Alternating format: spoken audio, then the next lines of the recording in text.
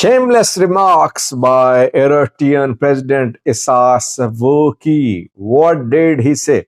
Secondly, Colonel Demeke, who is the head of security in Wulkai, is asking Fano fighters in the Amhara region to lay down arms. What happened? Why did Demeke ask Fano to lay down arms? Let's start with the new story about Eritrean president. Isaias Afwerki, Eritrean president, gave an interview last night. For almost 2 hours he spoke. His interviews are basically monologues. I mean, questions are prepared in advance and just a few questions are asked and he just speaks and speaks. So we cannot call it technical an interview. Basically a speech by Isaias Afwerki, you can say. This is how interviews are conducted in the Horn of Africa. By the way, in Ethiopia, situation the same. Abiy addresses questions from members of parliament. Questions are raised. The MPs ask questions, and then Abiy at the end takes all the questions together. Anyway, back to Eritrea. One part of his speech, Isaias Afwerki's speech or interview, was about Africa. When he mentioned the shortcomings in Africa, saying that Africa should add value to its raw material. It should stop just selling its raw material. It should make products out of the raw material and then sell products. Definitely, this is what Africa should do. Second point which he mentioned just struck my attention. He said, brain drain is another challenge for Africa. Brain drain. I could not just swallow what he said. A leader whose policies are responsible for brain drain from his country is saying that brain drain is one of the main problems in Africa. You are the problem.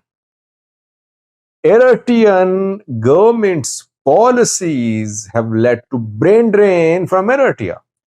Eritrea is one of those countries from where tens of thousands of youths flee every year. And the youths risk their lives. Women, children, they risk their lives. They are victimized. They are sold. Some die on their way. Some manage to reach Europe. Some manage to reach Middle East. Some manage to reach other African countries. Some lucky one managed to reach the US. But they risk their lives. What has the Eritrean government done so far to stop this brain drain? Nothing. Is Eritrean government adding value to its natural resources? Is Eritrean government making products out of its natural resources? Sometimes it seems that Isaias Afwerki is just a spectator. He's not a leader who is responsible for the country. Rather, he's just a spectator. And he can say anything. For 2 hours he spoke and he did not say a word about domestic situation. He said, I have engagements on Sunday and then we'll tie up another interview time. When it comes to domestic issues, he has other engagements. Eritrean government should take responsibility for brain drain which is happening. Whether Sava is the reason, whether repressive action of the government is the reason, whether lack of economic opportunity is the reason, whatever the reason is, but in the end, the government is responsible.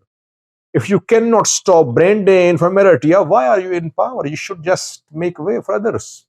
Maybe they have better plans to stop the brain drain. Why don't you allow others to replace you who might have better plans, better strategy to counter the problems being faced by the people of Eritrea? You want to cling on to power until your last breath.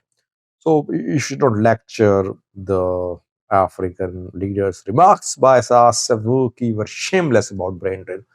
Secondly, viewers, Colonel Demeke is asking Fano fighters to lay down arms. If Colonel is asking them to lay down arms, will they support the Colonel if Tigray fighters attack Wulkai? What did the Colonel say? Demeke last week addressed in Humera, and there he warned Fano fighters. He said, your armed activities are creating problems for the Amhara people. Suffering of the Amhara people is increasing because of your activities. Choose the path of peace and lay down arms. Firstly. Secondly, said that just 20 kilometers, 25 kilometers away from Humera, Tigray fighters are organizing themselves. Army 70 of TDF is being organized on Sudan, on Sudan soil, 25 kilometers away from Humera. In Shiraro too, TDF fighters are being put on alert. We asked Fano fighters to protect Wulkai, lay down arms in Amhara region, but protect Wulkai because Wulkai is under threat. TDF could invade Wulkai anytime. And he talked about his capabilities. He said, we have thousands of fighters. We can defend Wulkai. If TDF attacks Wulkai, we'll defend it. Now, when Colonel is asking Fano fighters to lay down arms and surrender to ENDF, will Fano fighters support Colonel if TDF attacks Wulkai? This is a very important question. I don't think all Fano groups will support Colonel Demeke. Secondly, his confidence shows that Colonel has definitely managed to raise large militias, Guards. Guards militia does not consist of a few dozen, a few hundred fighters. It seems that he has managed to organize a huge militia, which is the support of the Ethiopian National Defense Force. That is why he's ready to fight. And if foreign fighters don't support him, even without their support, he thinks he has a chance to confront Tigray fighters while he has the backing of the Ethiopian National Defense Force. We are seeing a clear gulf, a clear rift between Colonel Demeke and Fano groups. Colonel is in alliance with Ethiopian National Defense Force, while Fano groups are attacking the ENDF. Let's see what happens if Tigray fighters march towards Wulkai. Will Fano groups from Gondar, Gujum, Shoa, Wollo support Demeke or not? Because when Tigray fighters entered Raya, southern Tigray, Wollo Fano did not support Amhara provisional government there. Wollo Fano criticized Tigray fighters' entry into southern Tigray, but it did not involve itself in the fight in southern Tigray. It said it was focused on Addis Ababa, on Bahir Dar. Let's see what happens in the case of Wulkai. Thanks for watching.